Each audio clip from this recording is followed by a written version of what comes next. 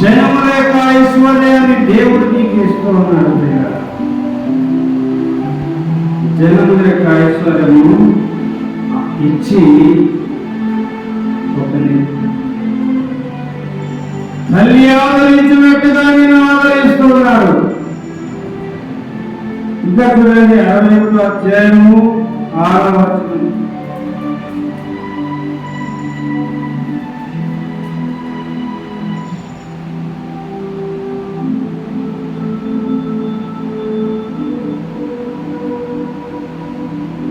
ఇక్కడ కూడా జనముల ఐశ్వర్యము మీరు అనుభవించెదరు.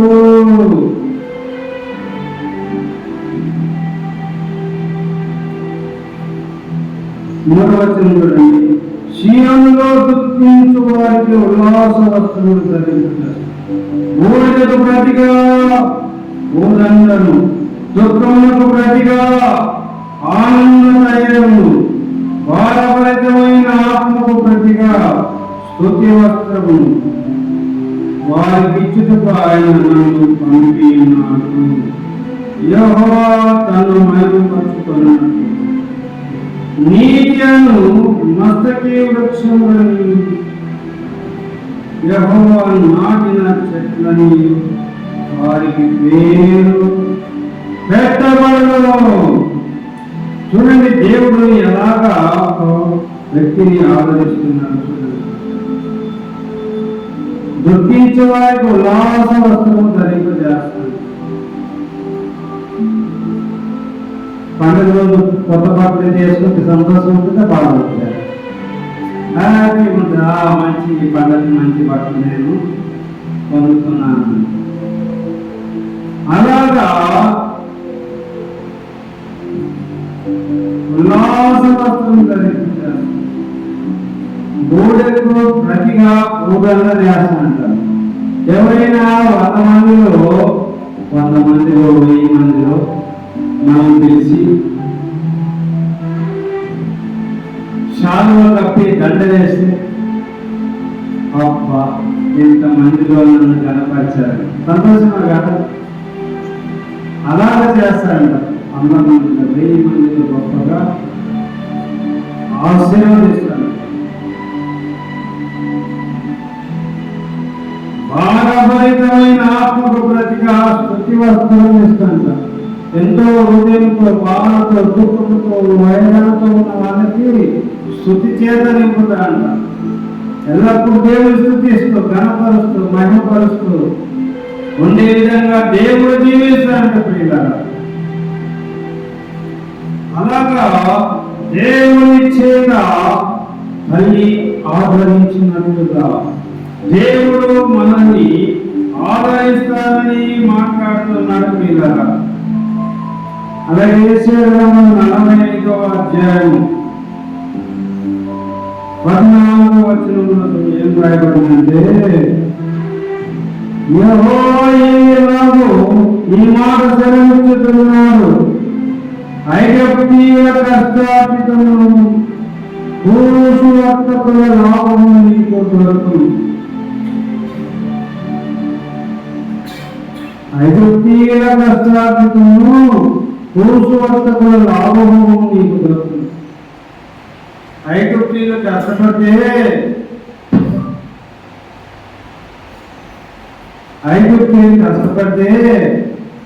ఏమంట?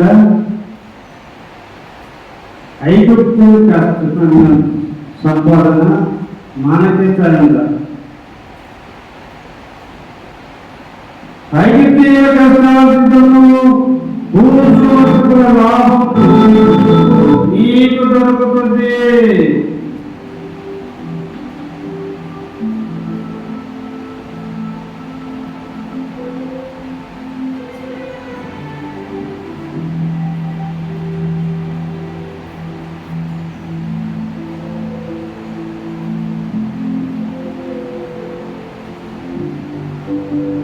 ఐగుప్తీయుల కష్టార్జితమును పురుషు వర్తకుల లాభము నీకు దొరుకును.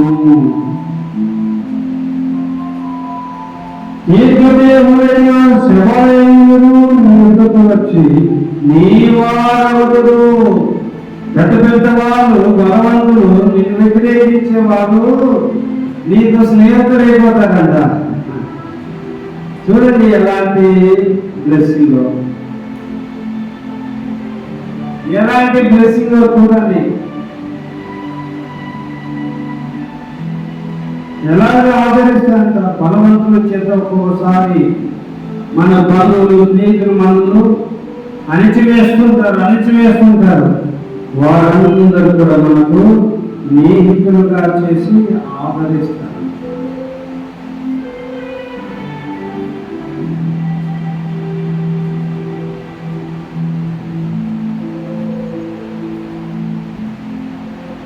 �45వ అధ్యాయము 3వ వచనం చూడండి. యెహోవాను నేనే అని నీవు తెలుసుకున్నట్లు అంధకార స్థలములలో ఉంచబడిన నిధులు, రహస్య స్థలములలో మొదలైన ధన నిధులు నీకిచ్చేదను. చూడండి, అంధకార స్థలంలో అంటే భూమిలో ఉన్న ధనాన్ని ఇస్తాడంట. రహస్య స్థలాల్లో కొంతమంది దాచివేస్తుంటారు. వాళ్ళ ధనము మనకి ఇస్తారు.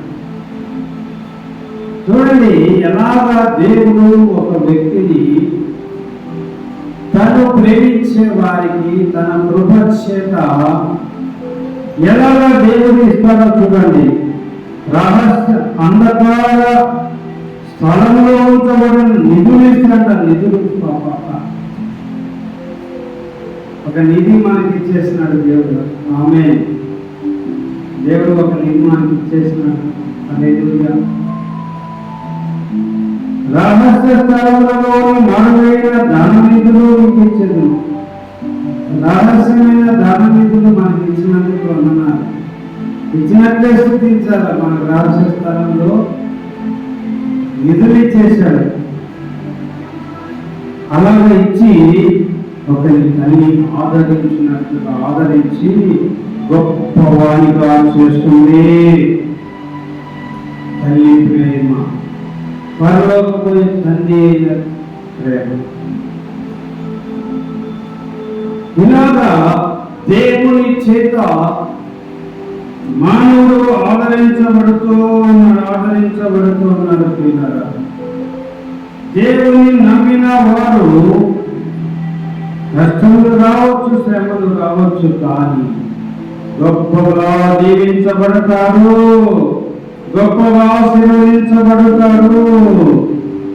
రాజులు నిన్ను పోషించి తండ్రులుగాను, రాజులు పోషించే తండ్రులుగా చేస్తాడంట.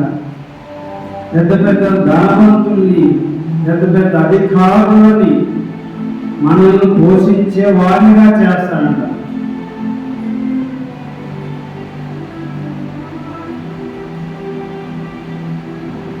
రాణులు నీకు పాలించు గాజులుగా ఉండదు.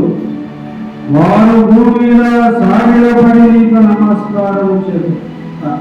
పెద్ద పెద్ద అధికారులు, సేవకులు నమస్కారం చేస్తారు. ఒక మంచి విశ్వాసం అయితే నమస్కారం చేస్తారు. 100 మందిలో నమస్కారం చేస్తారు. 1000 మందిలో నమస్కారం చేస్తారు. నేను కనపరుస్తాడు.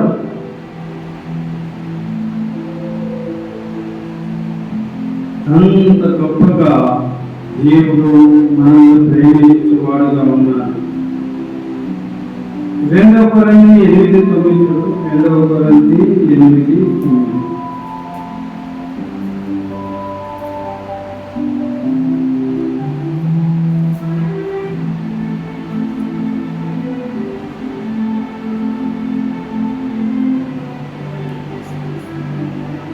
మీరు మా ప్రభు యేసుక్రీస్తు కృపను ఎరుగుదురు కదా. ఆయన ధనవంతుడైందియు మీరు ధన దారిద్ర్యం వలన ధనవంతులు కావాలని మీ నిమిత్తము దరిద్రుడాయను. మనల్ని ధనవంతులు చేయడానికి దేవుడు దరిద్రుడుగా మారిపోయాడు. నిజమే కదా. ఈ లోకంలో ఆయన బహు పేదవాడిగా పశువుల పాత్ర, ఆయన బహు పేదవాడిగా అడవుల్లో నివసించి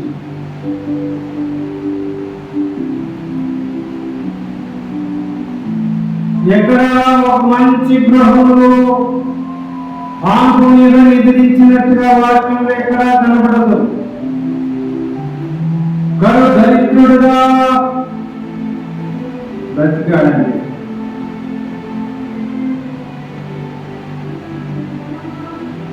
వడ్రంగి వారి కుటుంబంలో పుట్టాడు. వడ్రంగి పని చేస్తూ బ్రతికాడు. ఎంత దరిద్రుడుగా బ్రతికాడు. కారణం ఏంటంటే నిన్ను ధనవంతంగా చేయడానికి ఆయన దరిద్రుడుగా ఈ లోకంలో పుట్టాడు. ఈ లోకంలో దరిద్రుడిగా జీవించాడు. ఒక ఘోరంగా చనిపోయాడు.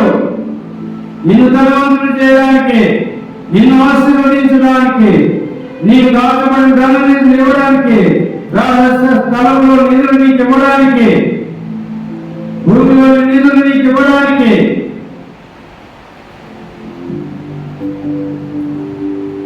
భూమిలోని నిధులు నీకు ఇవ్వడానికి, నిన్ను గొప్ప చేయడానికి ఆయన దరిద్రుడుగా మారిపోయాడని. ఆయన ధనవంతుడైన తన దారిద్ర్యం వలన ధనవంతులు కావాలని మీ నిమిత్తమే దరిద్రుడు ఆయన.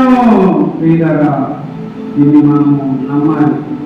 ఆయన మనం ధనవంతులుగా చేశాడని నమ్మాలి, గొప్పవాడిగా చేశాడని నమ్మాలి. ఎందుకు? ఎలా?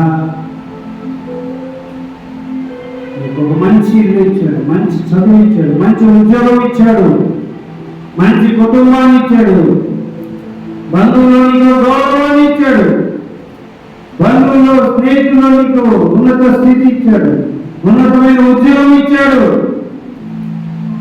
నేను ధనవంతునిగా చేయలేదా? ఆయన దరిద్రుడు కానీ నువ్వు లక్షాధికారి కోటిస్తున్నాడు. ఈరోజు ఆయన దరిద్రులతో ఉంది నువ్వు లక్షాధికారి అయినావు. ఆయన దరిద్రులతో ఉంది నువ్వు ఒక గొప్ప ఉద్యోగంలో ఉన్నావు. నువ్వు కలెక్టర్ గాను, ఎంఆర్ఓ ఎండిఓ గాను, ఒక ఆర్టీఓ గాను, నువ్వు ధనవంతునిగా అయిపోయావు. నీవు కారణంలో బంధువుగా తిరుగుతున్నావు. కారణం ఏంటంటే ఆయన ధనవంతుడైంది, దరిద్రుడైంది నిన్ను ధనవంతుడిగా చేశాడు. అందుకని నీవు లగ్జరీ అనుభవిస్తున్నావు.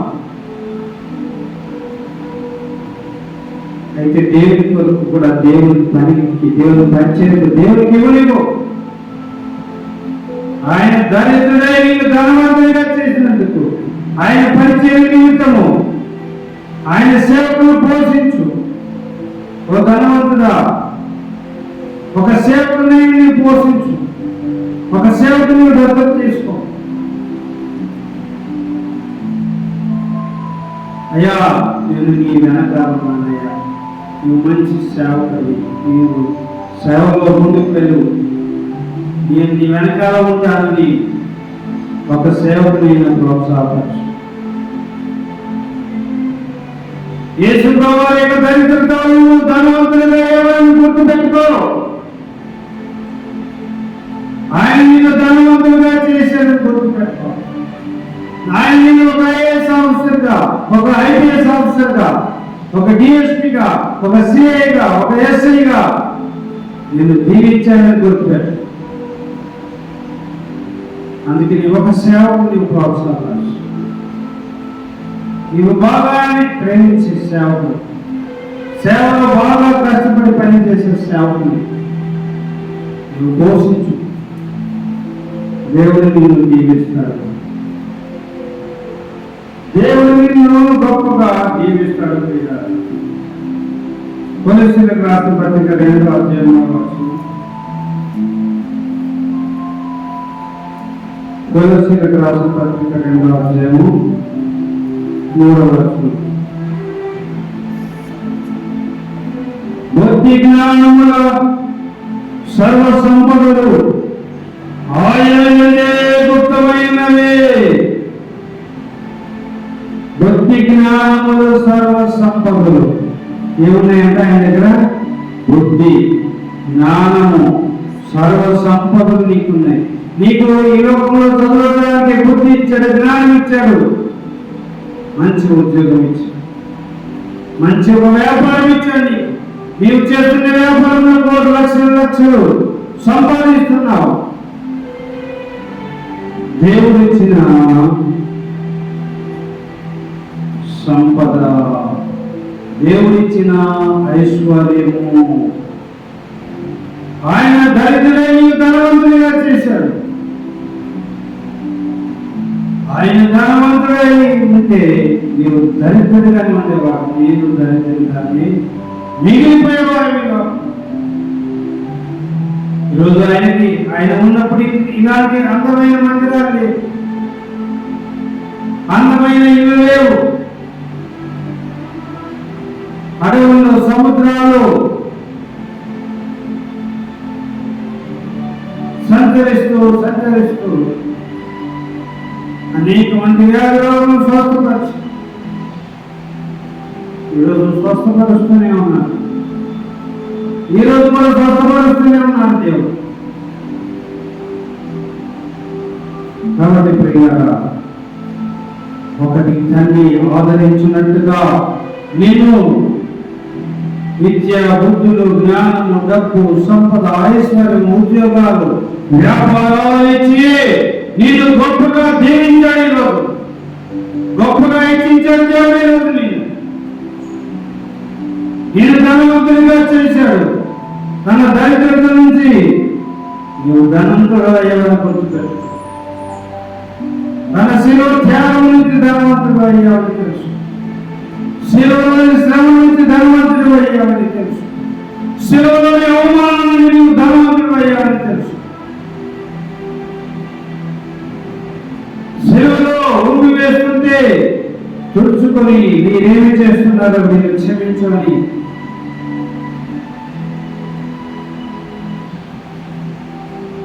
నీకు ఇచ్చిన క్షమాపణ బట్టి నువ్వు ధనవంతుడు అయ్యావని కోరుతాడు దేవుడు. ఈ కుటుంబాన్ని ఇంకా దీవించినట్లుగా నువ్వు దేవుని కొరకు జీవించడం కావచ్చు. నీవు వెళ్ళే సేవకునికి సహాయపడుతూ ఉండవు. సేవకుని ఇబ్బంది పెట్టకుండా సేవకునికి నీవు ఇచ్చిన డబ్బులు దేవుని సేవకు ఖర్చు పెట్టు. దేవుడు ఇంకా నీకు దీవించబడతావు. దేవుని సేవకు ఎంతగా ఇస్తావో, భూమిలో విత్తనం ఒకటే విత్తనం వస్తుందా? ఒక వరి విత్తనం విత్తితే, లేదా ఒక వేరు శనగ విత్తితే ఎన్నో ఫలాలు ఇస్తాయి. అలాగనే నువ్వు ఈ విత్తే దాంట్లో నువ్వు ఫలము పోషకాలు నీవు దేవుని పనికి నువ్వు ఇచ్చిన కొలది నువ్వు దీవించబడుతూనే ఉంటావు. నువ్వు ఇచ్చిన కొలది నువ్వు ఎంత విత్తుతావో అంత 100 రెట్లు 1000 రెట్లు నీవు తిరిగి దగ్గరికి వస్తుంది. నువ్వు ఎన్ని రెట్లుగా నువ్వు విత్తుతావో అంతకు 100, 1000 రెట్లు 1000 రెట్లు నీకు తిరిగి వస్తుంది. దేవుని పనికి విత్తడం ప్రారంభించు. ఈ డబ్బులు విత్తు దేవుని పనికి. మందిరాలు పెడుతున్నారు విత్తు, మీటింగ్లు పెడుతున్నారు విత్తు, కూటాలు పెడుతున్నారు విత్తు, కాన్ఫరెన్స్ పెడుతున్నారు విత్తు. దేవుడిని దీవించినందుకు అందరికి దీవించింది కారణం. అందుకే విత్తు. విత్తితే నువ్వు మళ్ళా వస్తావు, మళ్ళా నీకు దగ్గరికి తిరిగి వస్తుంది. 100 తిరిగి నీ దగ్గరకు వస్తుంది. 100 రెట్లు 1000 రెట్లు పెరిగి నీ దగ్గరికి మళ్ళా వస్తుంది. అందుకని నీవు దేవునికి ఇవ్వు. ఒకటి తల్లి ఆదరించినట్టుగా నిన్ను ఆదరించి నిన్ను దీవించి హెచ్చించి ఆశీర్వదించాడు. కాబట్టి నీవు దేవునికి తండ్రిని ఆదరించినట్లుగా, తల్లి ఆదరించినట్టుగా నేను ఆదరించి ఇంతవరకు పెంచి పోషించి మీ కుటుంబాన్ని ఆశీర్వదించి హెచ్చించాడు. కృతజ్ఞతగా జీవించి ప్రార్థన చేస్తున్నాం. ప్రియ పరలోకపు తండ్రి, పరిశుద్ధుడైన యేసు ప్రభువా, మీ పరిశుద్ధమైన పాదాలకు వందనాలు. స్తోత్రం దేవా.